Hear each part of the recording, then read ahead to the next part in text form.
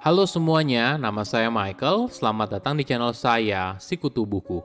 Kali ini saya akan membahas bagaimana masa depan Twitter setelah dibeli oleh Elon Musk. Pada awalnya, Twitter merupakan tempat di mana para underdog bisa menantang mereka yang punya uang dan kuasa. Namun sekarang, Twitter telah dimiliki oleh salah satu orang terkaya di dunia yang punya kuasa penuh menentukan kemana Twitter akan bergerak di masa depan. Sebelum kita mulai, saya mau mengucapkan terima kasih buat Mariko from Enggo Ventures, Shanti, CB46 Motor Injeksi yang sudah memberikan 10 es krim strawberry. Special thanks juga buat Damianus Gozali yang sudah memberikan 100 es krim strawberry. Terima kasih juga buat dukungan kalian yang sudah memberikan puluhan es krim strawberry. Buat kalian yang mau dukung Sikutu Buku, bisa kirim es krim strawberry mulai dari 9.900 saja. Info lengkap ada di kolom komentar ya. Beberapa waktu lalu, Elon Musk akhirnya menjadi pemilik Twitter. Ini merupakan kisah yang panjang dari yang awalnya tertarik, lalu menolak habis-habisan hingga akhirnya jadi membeli. Untuk memahami bagaimana masa depan Twitter, mungkin kita perlu mundur sebentar untuk mencari tahu bagaimana awal mula Elon Musk dan Twitter. Pada awalnya, Elon berniat untuk membeli Twitter di bulan April 2022 lalu di harga 44 miliar dolar atau setara dengan 616 triliun rupiah. Lalu ekonomi melemah dan harga saham Twitter anjlok bersama dengan saham perusahaan teknologi yang lain. Kondisi ini membuat harga perdana Twitter menjadi terlalu mahal bagi Elon. Dia pun memutuskan kalau tidak ingin membeli Twitter dan menghabiskan waktu berbulan-bulan untuk keluar dari kesepakatan itu melalui berbagai cara. Twitter pun akhirnya menuntut Elon dan memaksa dia untuk tetap komitmen pada kesepakatan yang sudah dibuat. Ketika kasusnya mulai masuk ke pengadilan, Elon mungkin menyadari kalau dia kemungkinan besar akan kalah. Jadi di menit-menit terakhir, Elon putar balik dan akhirnya bilang iya untuk membeli Twitter sesuai kesepakatan di awal. Bagi beberapa orang, terutama para loyalis pengguna Twitter, kabar Elon menjadi pemilik Twitter tentunya memiliki dampak yang besar. Mungkin ada dua alasan utama. Pertama, Twitter memang bukan platform jejaring sosial terbesar, tapi tentu saja Twitter masih punya peran yang penting saat ini. Banyak orang terkenal, artis, politisi, public figure menghabiskan waktu di Twitter. Jangan lupa, Twitter juga dikenal sebagai tempat untuk berdiskusi berbagai topik, dari politik hingga urusan bubur diaduk atau tidak diaduk. Kedua, ketika Elon menjadi pemilik Twitter, mungkin secara simbolis hal ini menandakan sebuah era yang baru. Ingat, salah satu bagian identitas dari Twitter merupakan gerakan disruptif akar rumput. Twitter merupakan tempat di mana orang biasa yang tidak kaya raya dan pengaruh besar bisa menyampaikan unek-uneknya atas keresahan di dalam hatinya. Dari situ mungkin saja menjadi sebuah gerakan yang bisa membawa perubahan. Twitter pertama kali berdiri pada tahun 2006 di San Francisco dan merupakan layanan microblogging. Di beberapa tahun awal, Twitter yang kita kenal jauh berbeda. Isinya masih berisi para pengguna mengunggah status, entah baru saja makan siang, pergi ke taman, dan sebagainya.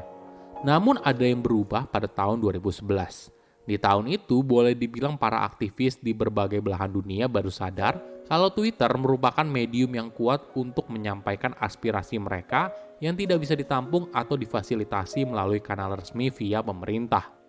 Kita bisa lihat kalau Twitter bersama media sosial lainnya punya andil yang besar dalam menggulingkan pemerintahan di dunia, misalnya di Tunisia, Mesir, dan Libya. Bahkan di Mesir, Twitter memiliki peran penting dalam menyampaikan apa yang sebenarnya terjadi di sana dan menjadi medium untuk menggalang protes. Tidak hanya di Timur Tengah, pada tahun 2013 dan 2014, Twitter menjadi medium untuk menggalang protes Black Lives Matter di Amerika Serikat. Lalu gerakan itu menyebar ke seluruh dunia. Apa yang akan terjadi dengan Twitter di masa depan? Mungkin kita harus memahami dulu apa alasan Elon untuk membeli Twitter pertama kali. Ada satu masa di mana Twitter menjadi sebuah tempat yang liar dan tidak terkendali.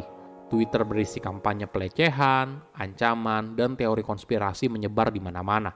Semua itu akhirnya mendorong Twitter untuk membuat aturan demi mencegah pelecehan dan hate speech. Tidak hanya itu, Twitter pun tidak segan melarang secara permanen beberapa figur yang dianggap berulang kali melanggar aturan tersebut. Mungkin contoh yang paling terkenal adalah saat Twitter melarang mantan Presiden Amerika Serikat Donald Trump di Twitter. Hingga pada bulan Maret 2022, Twitter mensuspend sebuah akun bernama The Babylon Beast ketika akun itu membuat bercandaan transfobik tentang pejabat administrasi Biden yang transgender. Sebagai informasi, ini adalah akun komedi satir yang menyerang kubu Demokrat dan merupakan akun favorit Elon Musk. Keputusan ini mungkin menjadi titik balik bagi Elon. Dia tidak lagi mengeluh soal Twitter yang semakin ketat dan membatasi kebebasan berbicara. Tapi dia ingin membeli Twitter dan membebaskannya dari rezim saat itu. Inilah yang mungkin jadi indikasi Twitter di masa depan, di mana Twitter akan lebih melonggarkan kebijakannya soal moderasi konten. Namun di sisi lain, Twitter adalah sebuah bisnis, dan Elon perlu segera membuat Twitter menghasilkan keuntungan karena hutangnya teramat besar sebagai dampak dari membeli Twitter. Misalnya, beberapa minggu lalu, Elon mengumumkan kalau pengguna harus membayar $8 atau setara dengan Rp112.000 per bulan sebagai biaya layanan centang biru yang merupakan tanda verifikasi di Twitter. Selain sebagai tanda kredibilitas, manfaat lain yang diterima adalah jumlah iklan yang lebih sedikit, bisa menyebarkan video dengan durasi yang lebih panjang, dan menikmati konten gratis pada perusahaan media yang bekerja sama dengan Twitter. Di kesempatan lain, Elon juga sempat menyinggung transformasi Twitter untuk menjadi bagian dari super app. Dia sempat memberikan contoh WeChat sebagai perbandingan. Sebagai informasi, WeChat yang dimiliki oleh perusahaan teknologi besar bernama Tencent merupakan sebuah aplikasi yang memiliki sistem ekonomi digital yang penting bagi masyarakat Cina. Semua layanan di satu aplikasi.